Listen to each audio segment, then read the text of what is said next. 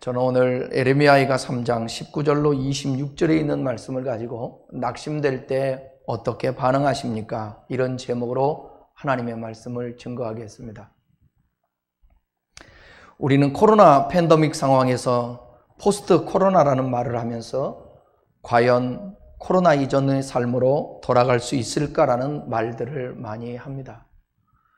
그러나 이제는 코로나 이후가 아니라 코로나 장기화라는 말도 합니다. 처음 코로나19가 발병했을 때만 해도 몇 달 지나면 끝나겠지 했습니다. 그러나 끝날 기미가 보이지 않자 감염병 전문가들은 코로나 바이러스와 이제 함께 살아가는 시대가 왔다고 합니다. 코로나 이전의 세상은 다시 돌아오지 않을 거라고 경고를 합니다. 몇몇 단체들은 이 코로나19 이후에 대한 전망을 쏟아내고 있지만 이 포스트 코로나를 논할 때라기보다는 이제는 with 코로나, 즉 코로나와 함께해야 하는 시대가 되었다고 생각되어집니다. 코로나가 끝나기를 소망하지만 당분간 장기간이겠죠. 닫힌 공간, 모임 장소, 밀집 접촉 환경을 피하라는 이 사회적 요구에 우리는 피할 수 없이 받아들여야 될 것입니다. 그 중에서 가장 어려움을 겪는 사람들은 소상공인들과 또 특별히 종교계, 기독교가 많은 영향을 받고 어렵지 않을까 생각되어집니다. 그러나 우리가 이제까지 바이러스와 싸워서 진 적이 없습니다. 다만 싸움의 과정 속에서 많은 희생은 감수해야 할 것 같습니다. 그래서 우리가 방역에 동참해야 되고요. 우리 스스로 조심해야 됩니다. 생각해 보십시다. 우리가 살아가는 삶에 있어서 코로나만 문제입니까? 우리가 살아가는 삶에는 형형색색의 문제가 많이 있습니다. 지금 병마에 시달려서 사경을 헤매이는 사람에게는 코로나는 아무 문제가 아닙니다. 경제적인 어려움을 겪으면서 숨을 쉴 수 없을 정도로 코로나에 몰려서 사람들에게 고통을 당하는 그 사람은 코로나가 전혀 문제가 아닙니다. 우울증에 걸려서 젓가락 하나 들 힘이 없어서 인생을 포기하고 싶은 사람에게는 코로나는 아무 문제도 아닙니다. 부부관계, 부모-자식 관계, 동료, 친구, 사람들과의 갈등 때문에 지옥과 같은 삶을 살고 있는 사람들에게 있어서 코로나는 그렇게 문제가 되지 않습니다. 지금도 여러분 대학 병원에는 인산인해로 많은 환자들이 있습니다. 범죄로 인해 경찰서에서 조사받고 검찰로 송치되는 사람이 한둘이겠습니까? 그걸 지켜보는 가족들의 심정, 고통은 어떨까요? 우리가 살아가는 삶에는 코로나 버금가는 문제들이 너무나도 많습니다. 그러므로 인하여서 이 땅에 살아가는 수많은 사람들이 낙심을 합니다. 절망을 합니다. 인생을 포기합니다. 그러나 예수 믿는 우리들이 분명한 사실은 어떤 어려움이 있다 할지라도 거기에 대해서 반응하는 태도를 신앙적으로 믿음으로 반응해야 된다는 것입니다. 그러므로 인하여서 우리가 굳굳이 살아내고 인도받고 하나님의 역사를 경험해서 다른 사람, 이제는 여러분 나가서 전도하면서 예수 믿으라고 할 수 있는 그런 상황들이 아니에요. 이제는 내 안에 계신 예수, 살아서 역사하시는 예수, 그분으로 인하여서 살아가는 삶에 예수 믿는 사람들의 그 윤택함, 자유함, 감사, 기쁨, 평안함, 이런 것들을 삶에서 보여줄 때에 그것으로 인하여서 우리는 전도도 할 수 있고 많은 사람들에게 선한 영향력을 끼칠 수 있는 줄 믿습니다. 우리에게 있는 어떤 어려움들도 여러분 그것으로 인하여서 낙심하지 말고 오히려 이것 때문에 여러분의 신앙에 근육이 생기고 여러분이 더 담대해지고 여유가 생기는 문제 앞에 그런 성도들 되었으면 좋겠습니다. 오늘 함께 읽은 본문 말씀은 선지자 예레미야가 하나님께 징벌을 당하여서 바벨론에 의해 망해가는 유다와 자신을 동일시하여 토로하는 내용입니다. 예레미야는 절규합니다. 예레미야 자신도 유다에 속해 있잖아요. 근데 나라가 지금 바벨론에 의해서 침몰당하는 거예요. 여러분, 우리가 조선 말기 그 이후에 일제의 강점기가 되는데 그때의 나라를 잃어버릴 때에 우리 백성들의 이 심정이 어떻겠어요? 얼마나 안타깝고 그때 예수 믿는 사람들은 하나님을 향해서 얼마나 부르짖었겠습니까? 그들의 간구와 기도와 부르짖음 때문에 포기하지 않고 예수 믿는 사람들이 더 많이 앞장서서 독립운동을 하고 희생을 함으로 인하여서 이 나라가 오늘 세계 경제 대국이 됐다라는 사실이에요. 여러분, 우리나라 지금 잘 사는 나라입니다. 잘 사는 나라입니다. 많은 사회적인 어려움들이 있고 불공정이 있고 불신들이 있고 그렇지만 여러분, 그래도 우리나라가 살만한 나라예요. 치안이 잘 돼 있고요. 요즘 전 세계적으로 경제적인 성장률을 보게 되면 우리나라가 그래도 처지지 않고 앞서고 있지 않습니까? 우리 아무리 어렵다고 해도 여러분 먹고 살면서 그래도 잘 버티고 있지 않습니까? 하나님 앞에 감사할 수 있는 사람이 되어야 우리가 감사할 수 있는 조금이라도 환경과 여건들을 빼앗기지 않을 수 있다는 사실을 꼭 기억하시기 바랍니다. 예레미야는 나라의 이 풍전등화와 같은 상황 속에서 너무너무 마음이 고통스러워 하나님 앞에 절규를 합니다. 오늘 본문 3장 19절로 20절에 있는 말씀을 함께 읽겠습니다. 내 고초와 재난 곧 쑥과 담즙을 기억하소서. 내 마음이 그것을 기억하고 내가 낙심이 되오. 이러한 절규에는 예레미야의 깊은 회한과 깊은 낙심이 잘 드러나 있습니다. 사람이 아무리 믿음이 좋고요, 강한 사람이라도 할지라도 순간적으로 어려움이 닥칠 때는 이 마음이 툭 떨어지는 거예요. 아무렇지도 않은 것처럼 여유 있게. 그건 사람이 아니죠. 근데 믿음이라는 건 뭐냐면 그런 낙심거리가 있고 낙심의 환경이 있는데 거기에서 낙심하며 절망 가운데 나가지 않고 오히려 그 낙심을 통하여 하나님을 찾고 그 상황을 좋은 기회로 삼는 것입니다.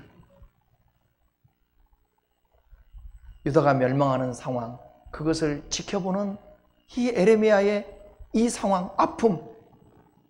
유다는 여러분 왜 멸망했냐면 그 멸망의 원인이 있습니다.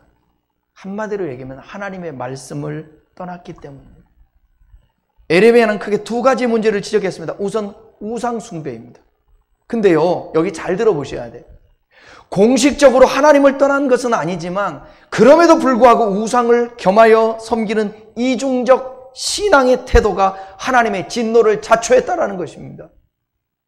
사랑하는 교회 여러분, 우리가 종교적인 행위를 하고 예배 생활을 하고 나 기독교인이라고 말하고 있지만 우리 안에 자리 잡고 있는 또 다른 하나님, 우상이 있지는 않은지요. 그것이 물질일 수도 있습니다. 그것이 사람일 수도 있습니다. 그것이 권력일 수도 있습니다. 그것이 이성일 수도 있습니다. 하나님은 그것을 지켜봅니다. 너는 바알이면 바알이요 하나님이면 하나님이라 둘 중에 하나를 선택하라. 겸하여 섬길 수 없어요. 우리가 물질이 있잖아요. 물질이 탐심, 탐욕인데 그 물질과 하나님과 겸하여 섬길 수 없다고 말해요. 이 시대의 가장 큰 우상은 뭐냐? 맘모니즘입니다. 맘모니즘이 하나님을 대신하는 거예요. 그게 우상 숭배라는 것입니다.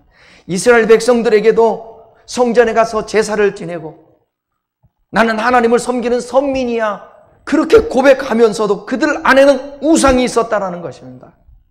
두 번째는 뭐냐면 이스라엘이 유다가 망한 이유는 국제관계 속에서 하나님의 말씀보다는 세상적인 다른 힘들을 의지해서 세상 의존적 태도를 가졌다라는 거예요. 유다의 왕조를 보면 어느 시대이든지 생존을 모색하기 위해서 외세나 사람들의 전략 등 하나님의 말씀 외에 다른 힘들을 붙잡는 모습을 보입니다. 하나님의 말씀이 무엇이고 하나님의 대안이 무엇인지에 대해서 별로 관심들이 없어요. 요즘 특별히 어느 때보다도 하나님을 믿고 주님을 섬기는 사람들의 모습 속에서 드러나는 것이 바로 이거예요. 하나님 말씀을 가까이 하지도 않고 하나님 말씀을 가지고 믿고 의지하는 사람들은 그 말씀을 절대적으로 신뢰해야 되는데 철저하게 자기중심적으로 샤머니즘적인 신앙을 갖는 것입니다. 예레미야 6장 8절을 읽어보겠습니다. 예루살렘아 너는 훈계를 받으라. 그리하지 아니하면 내 마음이 너를 싫어하고 너로 황묵게 하여 거민이 없는 땅을 만들리라. 하나님의 말씀 훈계를 들으라는 거예요. 성경 말씀에 주목하라는 것입니다. 그런데 그 말씀, 그 백성들은 하나님의 훈계를 받지 않습니다.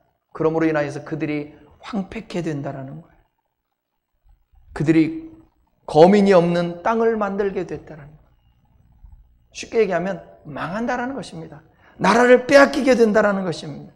심지어 유다 역사상 가장 신앙적인 왕이라고 평가받았던 왕이 있었는데 요시야 왕이잖아요. 그 요시야 왕마저 이집트와 전쟁을 피하라는 하나님의 말씀과는 상관없이 오직 국제정세를 고려해서 자신의 지혜를 따라 전쟁하다가 전사하는 비극을 맞고 말았습니다. 결국 남유다는 하나님의 말씀을 떠나 세상적인 힘을 더 의지한 영적 간음의 문제로 인해 하나님의 심판을 받게 됐습니다. 사랑하는 교회 여러분, 우리가 살아가는 삶에 아무 일들이 벌어지지 않고 그제가 어제 같고 어제가 오늘 같고 오늘도 또 내일 같을 거야 하며 그냥 나 예수 믿고 교회 다니니까 교회 안 가면 하나님이 또 징벌할까 봐 이렇게 해서 신앙생활이 아니라 진짜로 여러분 하나님의 말씀을 짚어가며 그 말씀을 읽고 그 말씀을 묵상하고 그 말씀대로 행하는 것입니다. 여러분, 저는 예수 그리스도의 그 은혜가 아니고서는 우리는 구원의 길을 들어설 수도 없고 갈 수도 없다라고 저는 믿습니다. 저는 절대로 행위 구원론자가 아닙니다. 저는 오직 하나님의 선행적 은총, 그 은혜, 구원의 출발점은 하나님이십니다. 우리의 삶의 축복의 출발점은 하나님이십니다. 그분이 복을 주셔야 되는 것입니다. 그분이 구원해 주셔야 되는 것입니다. 그런데 하나님은 모든 사람이 구원받기를 원하고 모든 사람이 복을 누리기를 원하고 계십니다. 그런데 그 하나님을 믿는 믿음의 사람들이 성경을 왜곡해서 받아들임으로 인하여서 여러분, 제가 누누이 얘기하지만 첫째 아담과 둘째 아담이 있는데 첫째 아담은 불순종으로 말미암아 죄를 지었잖아요. 그래서 하나님과 원수가 되고 멀어지고 관계가 단절되고 사망을 낳게 된 것입니다. 근데 하나님께서 그 아담과 그 이후에 태어난 모든 사람들을 불쌍히 여기셔서 죄의 문제를 해결하기 위해 이 땅에 어린 양 예수 그리스도를 보내주셨습니다. 그 예수 그리스도를 보내주시고 그분을 믿음으로 말미암아 우리는 죄 없는 상태가 되어 하나님과 관계를 하게 된 것입니다. 근데 잘 들어보세요. 이 하나님과 관계를 했다고 해서 아담은 하나님과 관계를 하지 않았나요? 아담도 하나님과 관계를 했잖아요. 그런데도 불구하고 하나님의 낯을 피하여 마귀에게 유혹을 받아 선악과를 따먹어버리고 말았습니다. 우리 예수 믿었다고 해서 여러분 우리에게 또 다른 선악과가 우리에게도 있는데 그것을 안 따먹으라는 보장이 있습니까? 그런데 둘째 아담 예수 그리스도가 이 땅에 오셔서 여러분 철저하게 하나님 말씀에 순종해서 상징적으로 표현하면 예수 그리스도는 선악과를 따먹지 않았습니다. 그리고 하나님 앞에 절대로 복종했습니다. 그리고 십자가에 죽기까지 하였습니다. 여러분, 복음의 핵심의 크라이막스는요, 예수 그리스도의 십자가의 죽음입니다. 내가 죽을게, 너 나 믿고 구원이나 받아. 예, 이것은 출발점입니다. 출발점. 그 후에 주님은 뭐라고 말씀하십니까? 나를 따라오라. 나를 따라오려거든 자기를 부인하고 십자가를 져라. 아담과 하와가 자기를 부인하지 않았기 때문에 선악과를 따먹은 거예요. 우리는 이제 자기를 부인해야 되는 거예요. 그리고 날마다 예수님처럼 십자가 지라고 그랬잖아요. 순종하는 삶을 사는 것입니다. 하나님의 말씀을 가지고 그 말씀을 내가 살 수 있는 만큼 몸부림치고 애쓰면서 살다가 안 되면 하나님, 제가 잘 못하고 실수하고 있습니다. 넘어집니다. 주님 도와주십시오. 기도하며 또 일어나고 이러면서 성숙해 가고 성장해 가는 것입니다. 이게 신앙인의 모습이에요. 이런 사람에게는 반드시 하나님이 그를 붙드시고 인도하시고 사망의 음침한 골짜기를 다닐 때에도 주의 지팡이와 막대기로 안위해 주시고 그의 선하심과 인자하심이 그를 따라주실 것이고 잔이 넘치다고 고백하게 하여 주실 것이고 마지막에는 여호와의 집에 거하는 은총을 허락하여 주시는 것입니다. 여러분, 지금도 중요하지만은요, 지금 매우 중요합니다. 그런데 미래의 주님 앞에 섰을 때에 모두 다 우리는 생명의 끝을, 죽음을 맞이하게 될 거예요. 순서가 없어요. 가는 거는. 그때에 아버지 하나님 앞에 담대히 설 수 있는 길은 뭐냐? 내가 예수 그리스도를 영접하고 그분으로 말미암아 그분이 주신 나에게 주신 교훈과 하나님의 훈계 말씀을 가지고 몸부림치면서 살아내는 것입니다.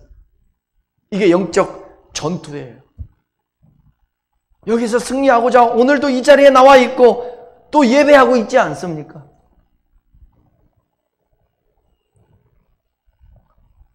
결국 남유다는 하나님의 말씀을 어김으로 인하여서 불순종함으로 말미암아서 심판을 받게 됩니다. 바벨론에 의해서 그들이 3차에 걸쳐서 포로로 잡혀가는 거죠.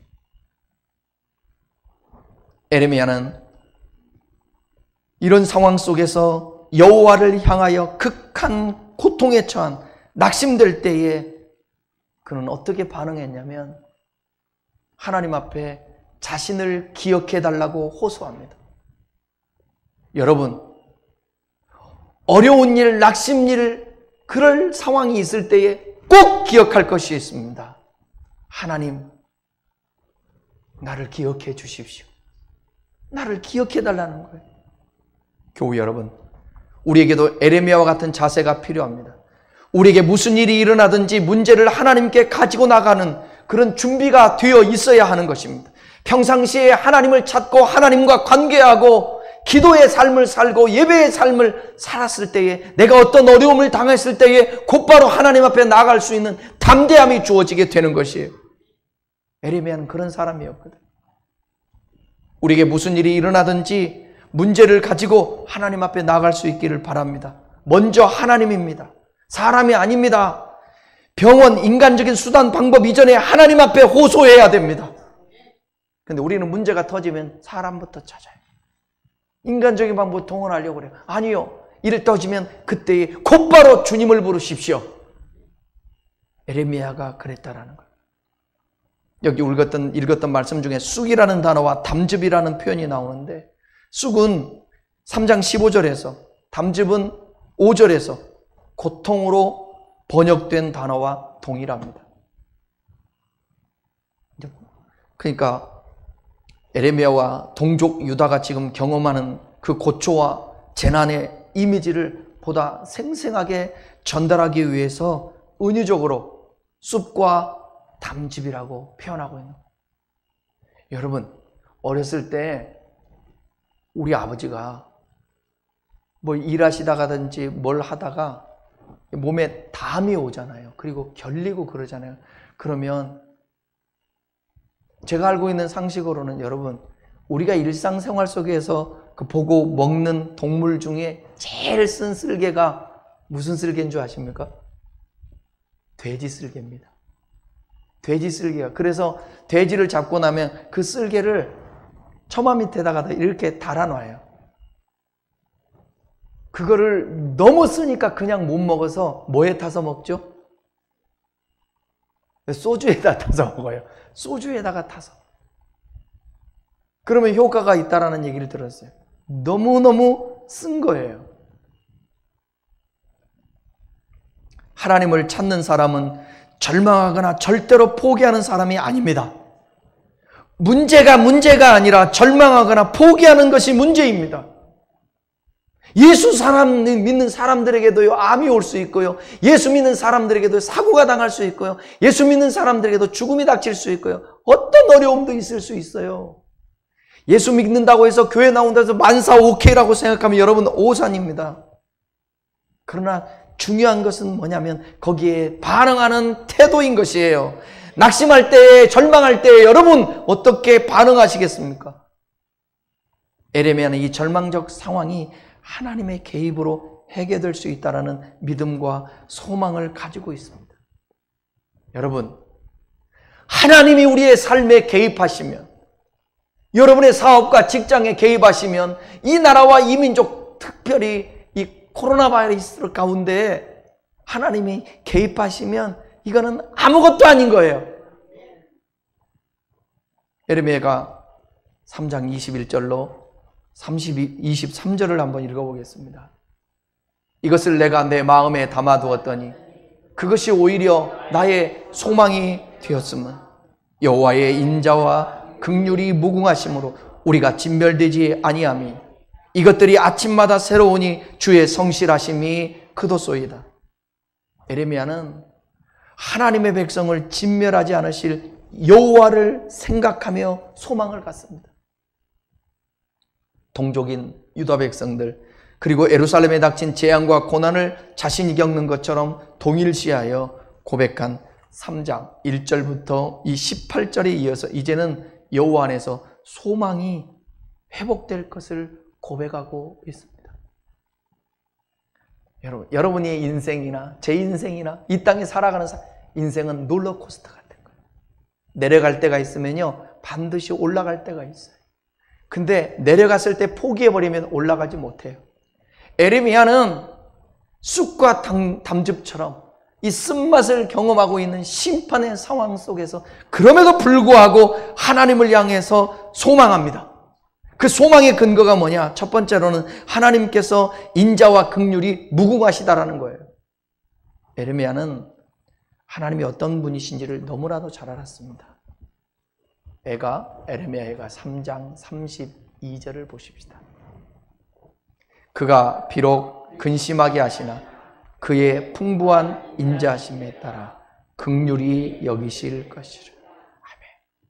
여기서 근심하게 하시나 이것을 우리 하나님이 우리에게 일부러 근심하게 했다라는 그 표현이 아니에요. 너희가 근심할 수밖에 없는 상황이 되었지만 그것을 하나님이 허용했지만 그러나 풍부한 인자하심을 따라 긍휼히 여겨주실 것이라. 혹시 우리 교우 여러분들 가운데서 나는 하나님을 잘 믿지도 못하고 하나님이 나를 사랑하지도 않을 거야. 내가 이렇게 사는데 이렇게 믿음이 없는데 아니요. 그 생각하지 마세요. 하나님의 인자와 긍휼은요. 그 대상이 다 믿음 없고 부족하고 연약한 자들이에요. 그러니까 우리에게 희망이 있는 거죠. 저도 수많은 목사이지만 청년 때부터 신앙의 과정을 이렇게 겪어왔는데 부족한 점도 많고 못났지만 그럼에도 하나님이 부어주시는 그 하나님의 인자, 헤세드, 사랑, 우리 주님의 긍휼하심, 이것이 컸기에 오늘 이 자리까지 제가 와서 서 있고 여러분도 이 자리에 있을 수 있는 줄 믿습니다. 비록 하나님께서 징벌하셨지만 사랑과 긍휼을 베푸시겠다라는 것입니다. 여기 인자라는 것은 헤세드인데 이 단어를 쓸 때는 여러분 언약적 사랑이라는 그런 그 관점에서요. 자애로우심과 신실하심, 진실하심 등이 함유된 사랑을 나타낼 때 사용되는 단어예요. 이스라엘 백성과 여러분 언약했잖아요. 나는 너의 하나님이 될 테니까 너는 내 백성이 되라. 나는 하나님 노릇 해줄게. 난 너희들을 인도할게, 보호할게, 양육해줄게, 가나안 땅에 인도할게, 너희들을 축복할게. 약속해줬어요. 언약했어요. 그럼 너는 뭐하냐? 너는 나 하나님을 경외해라. 나를 사랑해라. 내가 내 형상으로 닮은 사람들을 이 세상에 창조했는데 그 사람들을 사랑하면서 살아라. 하나님 사랑, 이웃 사랑하며 살아라. 그렇게 언약했어요. 그 언약의 신실성, 신실함을 우리 주님은 사랑 때문에 지키겠다라는 거예요. 그 백성이 공경에 빠져도 자식처럼 때로는 채찍질하고 그렇다 할지라도 그들을 긍휼히 여겼대요. 우리 아버지 하나님은 여러분을 긍휼히 여겨주실 줄 믿습니다. 전 개인적인 생각이지만 하나님 앞에 기도가, 최고의 기도가 나는 뭐라고 생각하냐면, 하나님, 저를 긍휼히 여겨주세요. 하나님, 나를 불쌍히 여겨주세요. 우리 영상으로 예배드리는 우리 교우 여러분들이나 이 자리에 있는 여러분들 한번 주님 앞에 호소하십시다. 하나님, 나를 불쌍히 여겨주십시오. 하나님, 나를 긍휼히 여겨주십시오. 아멘. 여러분이 낙심될 상황에서 꼭 잊지 말아야 될 것이 있습니다. 그것은 여호와 하나님의 사랑과 그 인자한 사랑과 하나님의 긍휼이십니다. 그 다음은 에레미야의 소망의 근거가 뭐였느냐? 주의 성실하심이 크다라는 거예요.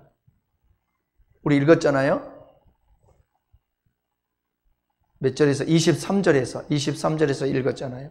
여기 성실하심이라는 단어는 히브리어로 에무라는 단어인데, 믿다, 신뢰하다, 경고하다, 충실하다는 뜻을 지닌 동사 아만에서 유래한 명사인데, 이것은 도덕적으로나 인격적으로 전적으로 믿을 수 있는 신실함을 의미하며 변함없음, 한결같은 안정됨과 확고함 등의 의미가 내포되어 있습니다. 여러분 살아보니까 인간은 100% 믿을 존재가 못 돼요. 사랑의 존재지. 믿을 대상이 아니라 사랑의 대상이에요. 그런데 우리 하나님, 우리 아버지는 도덕적으로나 인격적으로나 전적으로 믿을 수 있는 신실하신 분이에요. 당신이 한번 내뱉은 말은 거두지를 않으세요. 반드시 이루세요. 그래서 이 땅에 예수 그리스도로 오셨고, 그 예수로 말미암아 우리를 살려주시고 영생케 하시고 하나님 나라를 주시는 것입니다. 에레미야는 매일 아침 새롭게 보게 되는 무궁한 주의 인자와 긍휼을 체험하는 가운데 여호와 하나님의 크나큰 성실하심을 보게 됐습니다. 그래서 아침마다 주의 성실하심을 고백하는 거예요. 그리고 자기 백성을 향해 변함없이 계속되는 이처럼 성실하신 하나님의 은혜야말로 이 백성들이 고통과 재난으로부터 구원받을 유일한 근거임을 알기에 선지자는 소망 중에 여호와를 찬미하는 것입니다. 여러분, 아침마다 일어날 때 주님은 인자하신 하나님 감사합니다. 주님, 나를 불쌍히 여기신 하나님 감사합니다. 할렐루야. 나는 감사해요. 난 눈 뜨면 바로 하나님 찾아요. 하나님. 그리고 침대에서 앉아서 멍하고, 그때가 뭐 몇 초도 될 수 있고 몇 분도 될 수 있고, 하나님, 오늘 하루도 주님을 의지합니다. 나를 인도해 주십시오. 나와 함께 해 주십시오. 우리 성도들을 지켜 주시옵소서. 그럴 때 여러분도 함께 같이 기도하면 얼마나 이 시너지의 역사가 있겠어요. 악한 것들이 틈타지 못하고.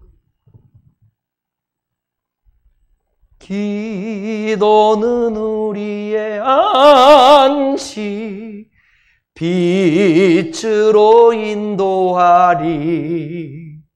앞이 캄캄할 때 기도 잊지 마세요. 그리고 에레미야는요, 소망을 가질 수 있었던 것은 뭐냐면 기업 되시는 여호와를 바라봤기 때문에 그래요. 24절을 보겠습니다. 내 심령에 이르기를 여호와는 나의 기업이시니 그러므로 내가 그를 바라리라 하도다. 할렐루야. 이 표현은요, 민수기서 18장 20절을 근거해요. 이거 매우 중요한 얘기입니다. 잘 들어보세요. 민수기 18장 20절을 보겠습니다. 여호와께서 또 아론에게 이르시되 너는 이스라엘 자손 땅에 기업도 없겠고 그들 중에 아무 분깃도 없을 것이나 내가 이스라엘 자손 중에서 내 분깃이요 내 기업이다. 이스라엘 백성들 가나안 땅에 보내고 거기에 12지파 중에 여러분 12지파가 있는데 거기에 레위지파만큼은 땅을 분배해 주지를 않아요. 그러면서 하나님 말씀하시는 게 뭐냐? 너희들은 제사장으로서 주의 일에 힘써라. 내가 너희의 분기시고 내가 너희의 사업이다. 야, 이거 큰 축복 아니에요? 그래서 오늘날도 주의 종이 하나님의 일에 몰두하고 힘쓰고 애쓰고 이 사역을 감당하는 게 있어서 주님이 위로부터 하나님이 주시는 거예요. 내가 무슨 일을 하고 세상에 나가서 뭐를 해서 돈을 벌어서 그게 아니고 하나님이 공급하겠다는 게 하나님이 내가 너의 기업이다. 근데 여러분들도 왕같은 제사장이잖아요. 하나님이 여러분의 기업이 되신다는 거예요. 여기서 나의 기업이라고 해당되는 헬레크라는 단어가 뭐냐면 분깃, 소유, 산업, 기업 등으로 번역됐는데 구약 성경에서 이 헬레크는 부모나 친척으로부터요 상속받은 토지 등의 재산을 가리키는데 쓰였던 통상적인 표현입니다. 하나님께서는 제사장 아론과 그 자손에게는 가나안 땅에 그 어떤 땅도 기업으로 주시지 않았어요. 이스라엘 가운데 아론과 그 자손 즉 레위인들은 아무런 분깃도 얻지 못했습니다. 대신에 다른 모든 지파가 여호와께 구별하여 드린 것들, 그것들을 하나님이 주신 거예요. 그래서 내가 너희의 분깃이 됐게, 기업이 됐게 그렇게 말하고 있는 것입니다. 여기서 여호와는 나의 기업이시라는 그 표현은 오직 여호와 하나님만이 에레미야 자신이 살아갈 수 있는 근거이며 소망이 되신다는 사실이에요. 그것을 고백하는 거죠. 나는 우리 성도들에게도 이 고백할 수만 있으면 여러분 게임 끝! 하나님이 그냥 책임지시고 인도하십니다. 오직 여호와 하나님만이 내가 살아갈 수 있는 근거이며 소망이 되신다라는 그 고백이 여러분의 입술에서 있기를 바랍니다. 그래서 때로는 하나님을 우리에게 한계에 부딪히는 것을 허용하는 거예요. 죽을 지경에도 가고 망하기도 하고 그걸 내버려 두고 지켜보고 있는 거예요. 왜? 그 상황 속에서 내 힘으로는 안 된다. 하나님만이다. 사람이 젊었을 때 학교 다닐 때부터 공부 열심히 하고 대학을 가고 취직을 하고 아니면 또 사업을 하고 그래서 승승장구하다가 때가 되면 여러분 퇴직을 하잖아요. 퇴직하고 나면 정말 누구 하나가 거들떠보지 않는 것 같아. 그때는 되게 실망도 되고 낙심도 되고 내가 지금까지 이렇게 열심히 달려왔는데 앞으로 살아가야 될 20년, 30년, 40년, 50년의 삶을 어떻게 살지? 갑자기 다운될 수 있어요. 근데 기억하세요. 뭘 기억하느냐? 하나님이 내가 살아갈 수 있는 근거가 되고 하나님이 나의 소망이 되기에 지금까지 산 것도 잘 살았으니 이제라도 크고 작은 일을 구별하지 아니하고 내가 하고 싶은 일, 할 수 있는 일을 작은 일에도 최선을 다할 수 있다고 한다면 그 속에 하나님의 인도가 있고 그 속에 기쁨과 소망이 생기는 것이고 살아갈 이유가 생기는 것입니다. 그렇기 때문에 에레미야는 오직 여호와 하나님만을 바라볼 수밖에 없었습니다. 이런 이유로 인하여 에레미야는 내가 그를 바라리라. 여러분 하나님을 바랄 수 있기를 바랍니다. 진짜 석박사는 아무리 생각을 해도 하나님밖에 바랄 게 없는 거예요. 진짜 어디 누구를 의지할 게 없는 거예요. 여러분들도 다 그러지 않을까요?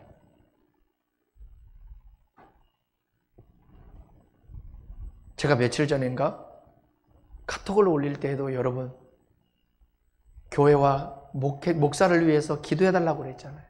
형식적으로 그러는 게 아니에요. 제가 글을 쓰고 말을 할 때에는 가볍게 하는 게 아니에요. 어쩔 때는 덩그러니 광야에서 나 혼자 서 있다라는 생각이 들어요. 막 폭풍우가 몰아치고 장대비 같은 비가 내리치고 천둥번개가 치고, 근데 그곳에 혼자 있는 것 같다라는 생각이 들어요. 그런데 주님의 말씀이 있는 거예요. 예수님의 고백처럼 네가 혼자 있는 것이 아니라 네가 혼자 있음으로 인하여 내가 너와 함께한다. 그래서 주님이 소망인 것입니다. 죄 짓기가 쉽다고요, 더? 교만한지 모르겠지만 왜 제가 죄를 짓지 않겠어요? 그런데 죄 짓기가 더 힘들어요. 면전신앙 갖고 주님이 아니면 안 된다는 생각을 해보십시오. 주님만이 나의 삶의 근거라고 생각해 보십시오. 주님만이 나의 모든 것의 공급자라고 생각해 보십시오. 어떻게 죄를 짓습니까? 어떻게 내 마음대로 살 수 있습니까? 아직도 내게 힘이 있다라는 거예요. 내 마음대로 사는 것은. 저는 목사님들 만날 때마다 얘기합니다. 전 비전 없습니다. 꿈도 없습니다. 욕망도 없습니다. 나의 꿈과 비전은 하나님이십니다. 그리고 그 하나님이 인도하는 대로 오늘 하루를 살면 되는 것입니다. 내가 꿈을 갖고 목표를 갖고 내가 열정으로 살아내게 되면 하나님보다 내가 앞서게 되고 인간적이게 되고, 그러다 보면 불의가 있고 불공정이 있고 거기에 악함이 동원되게 되고 하나님 없이 눈 찔끔 갖고 내 방법대로 하게 되고, 그리고 어떤 목적을 성취하려고 그러고 이렇게 되는 거예요. 왜 저도 하고 싶은 것들이 많이 있지 않겠습니까? 그런데 철저하게 하나님이 실망시키시는 거예요. 그러다 보니까 포기하게 되더라고요. 그 포기는 내 삶을 포기하는 것이 아니라 내가 생각하는 것, 내가 하려고 하는 것을 포기할 때에 하나님이 그때부터 내 귀를 열어주시고 내 마음을 열어주시고 영성을 갖게 해주시고 깊어지는 또 다른 하나님과의 관계를 주시더라고요. 따라하십시다. 하나님은 나의 기업이십니다. 하나님은 나의 기업이십니다. 여기 예배드리는 다음 세대 우리 청소년, 청년 여러분들, 여러분의 힘으로 달려갈 수 없습니다. 세상이 만만치가 않습니다. 정말 만만치가 않아요. 변호사들 요즘 여러분 힘들다는데요. 옛날 같지 않고. 전문 직종자들이 되게 힘들대요, 요즘. 나 며칠 전에요. 우리 교회도 의사가 있고 약사가 있으니까 또 간호사도 있고 전문 직종들이 있으니까 참 이게 글 하나를 보는데, 병원에서 위층에 병원이 있고 1층인가에 약국이 있는데 어떻게 하다가 약국의 문을, 여러분 살다 보면 개인적인 사정도 있어서 늦을 수도 있고 문을 닫을 수도 있지 않습니까? 몇 시간인가 늦게 문을 열었다고 원장이 내려와가지고 얼마나 핀잔을 주는지.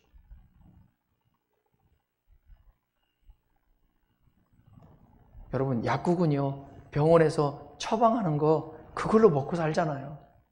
처방 안 해주겠다고 협박을 하고. 그러니까 찾아가서 여러분 눈물을 먹고 월세 내야지. 당장 월세 내야지. 이게 약국이 운영 안 되면 안 되니까. 약사한테, 원장한테 가가지고 병원 원장한테 가서 의사한테 가서 무릎을 꿇었다는 거예요. 살려달라고. 만만치가 않은 세상들이에요. 대기업에 들어갔던 그 젊은이들이 감당을 못하는 것입니다. 이게 MZ세대들은 있잖아요. 이게 오랫동안 진득하니 뭔가를 못해요. 내게 마음에 안 들면 과감하게 들어갔다가 대기업 들어갔는데, 대기업에 여러분 초봉이 얼마인 줄 알아요? 5천에서 6천까지 돼요. 근데 그거 과감하게 포기해버리고 그냥 퇴사해요.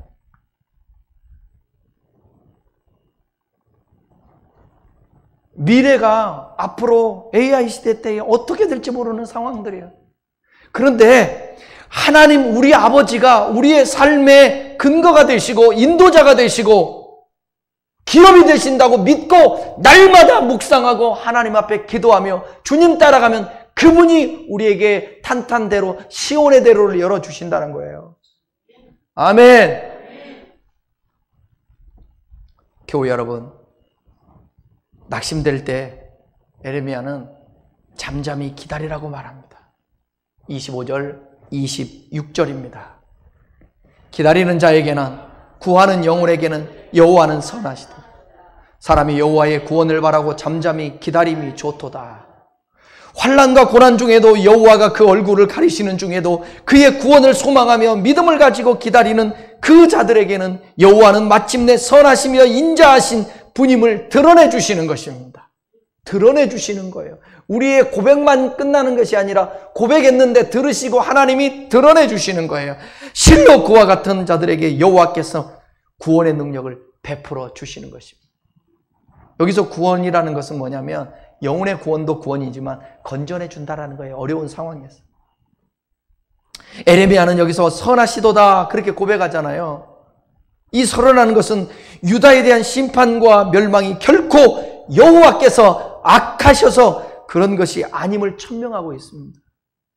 그것은 단지 예루살렘과 유다의 죄악으로 인한 당연한 결과일 뿐 하나님의 속성에 손상시키는 것이 아니라는 것이에요.